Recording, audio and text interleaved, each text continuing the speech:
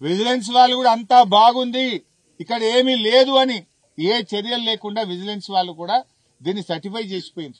ఇప్పుడు 3-4 ఏళ్లకెళ్ళి check dam నడుస్తుంది కదా, 3-4 ఏళ్లకెళ్ళి రాని ఇబ్బంది రాత్రికి రాత్రి ఎందుకు వచ్చింది? 14 గేట్లు ఎల్ఎండిలో ఎత్తినప్పుడు 1,00,000 క్యూసెక్కుల వరద వచ్చినప్పుడు రాని ఇబ్బంది చెక్ డ్యామ్ కు ఏ వరద లేకుండా ఏ తుఫాను లేకుండా అర్ధరాత్రి ఎందుకు దిగిపోతా ఉంది చెక్ డ్యామ్? ఇది దీనికి ఇవాళ సమాధానం చెప్పాలి. స్వయంగా ఇరిగేషన్ ఉన్నతాధికారులు, ఇరిగేషన్ శాఖ డిపార్ట్మెంటే ఇది బాంబులు పెట్టి పేల్చారు, ఇసుక మాఫియా పేల్చింది అని పోలీస్ స్టేషన్ లో కంప్లైంట్ ఇస్తే కంప్లైంట్ తీసుకోరు, 4 రోజులైనా అరెస్ట్ చేయరు.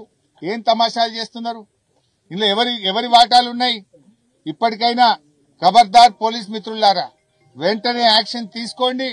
వాడెవ్వడైనా ఎంతటి వాడైనా ఎంత పెద్ద కాంగ్రెస్ నాయకుడున్నా దాని మీద చర్యలు తీసుకోవాలని చెప్పి బీఆర్ఎస్ పార్టీ డిమాండ్ చేస్తుంది.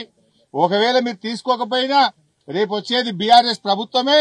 వాడెవ్వడున్నా ఏ పొక్కల దాక్కున్నా వాడిని పట్టుకొచ్చి లోపలేసేది ఖాయం, వాళ్ళ మీద చర్యలు తీసుకునేది ఖాయం. మర్యాద కొద్దీ మీరు తీసుకుంటారా?